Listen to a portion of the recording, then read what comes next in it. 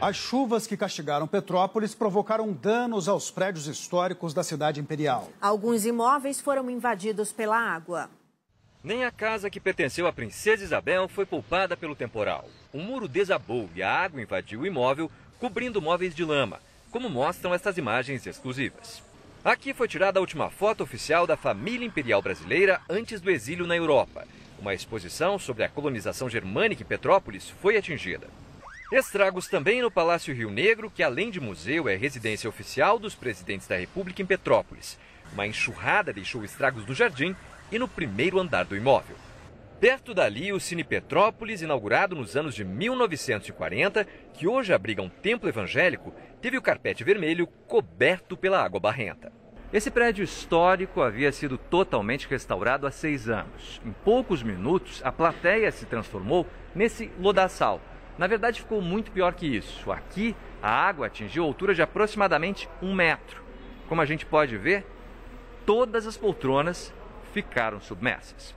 Este e outros imóveis foram vistoriados por técnicos do Instituto Estadual do Patrimônio Cultural, que irão elaborar um plano de recuperação. A gente vai precisar vistoriar o interior deles. Alguns possuem pinturas significativas. Se deixar isso abandonado, o dano é muito pior, até para depois poder se restaurar. Só assim será possível preservar a história viva da cidade imperial. Tem uma questão relacionada à identidade da cidade, né? É muito triste você passar nesses locais e ver o cenário de destruição. Triste mesmo. A cidade de São Paulo começou a busca ativa nas escolas municipais por crianças não vacinadas contra a Covid-19. A ação faz parte da Semana E, criada pelo governo do estado para acelerar a imunização infantil. Tranquila, Sofia mostrou que realmente é uma menina corajosa. Danilo também, mas na hora H pediu o colo da mamãe e nem olhou a agulha. Eles se juntam às mais de 800 mil crianças que já receberam a vacina contra a Covid-19 na capital paulista. Segundo o prefeito, a cobertura vacinal infantil aqui já é maior que em Nova York e em Toronto. 74% das crianças entre 5 e 11 anos de idade na cidade de São Paulo já foram vacinadas com a primeira dose, mas ainda faltam 250 mil. A maior parte do grupo nessa faixa de idade está matriculada na rede pública municipal.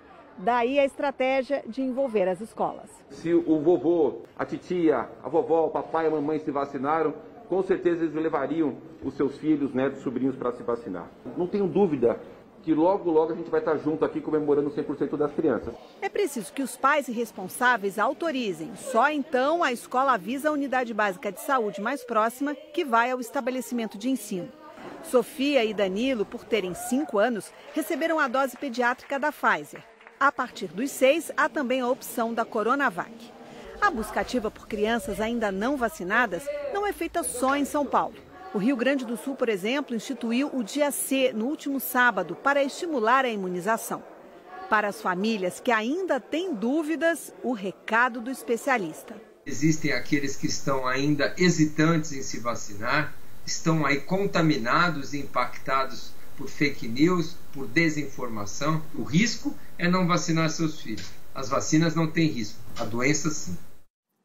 Vendas de imóveis novos e na planta registraram alta em 2021, mas a indústria da construção civil já espera retração neste ano. Escritura na mão e sorriso no rosto. Eu comprei esse loja de apartamento na planta, tá, em 2021, justamente para ter um aluguel, tá? Uma renda extra. Adriana está entre os que fizeram as vendas de imóveis novos em 2021 crescerem quase 13% em comparação com 2020.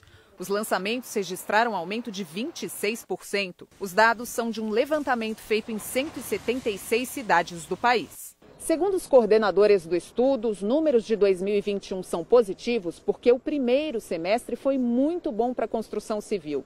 Mas o último trimestre mostra que há de se ter cautela. Os índices estabilizam e começam a revelar o resultado de uma mudança no cenário econômico e de uma conta que não fecha. O IPCA deve estar chegando em torno de 10%. O índice da construção civil em torno de 20%.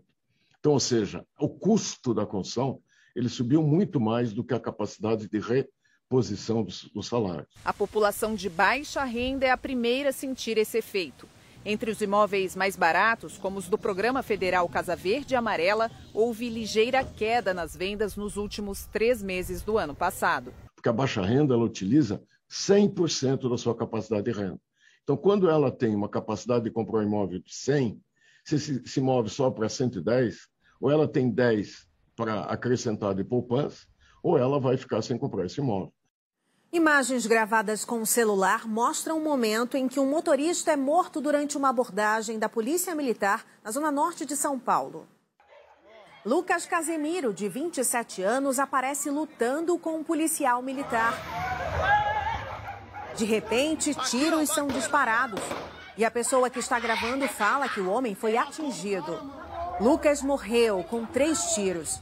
A Corregedoria da Polícia Militar de São Paulo afastou 2 soldados até o fim das investigações. O Fluminense está em Bogotá, onde nesta terça-feira à noite estreia na segunda fase da Conmebol Libertadores contra o Milionários. Jogo que você vê aqui no SBT. Altitude de mais de 2.500 metros de Bogotá. Esse foi o primeiro desafio do Fluminense na Colômbia. A equipe enfrenta o Milionários nesta terça-feira, às 9h15 da noite, com transmissão do SBT.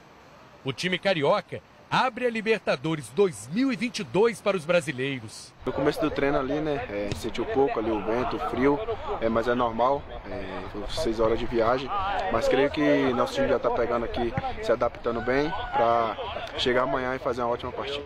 O jogo contra o Milionários é o primeiro do confronto válido pela fase 2 da Libertadores. Os times voltam a se enfrentar na próxima semana no Rio de Janeiro para definir quem segue na competição. O Fluminense chega embalado por 7 vitórias seguidas no Campeonato Carioca. A última foi no sábado, 3-0 sobre o Volta Redonda. Depois do jogo, no embarque para Bogotá, jogadores receberam uma injeção de ânimo.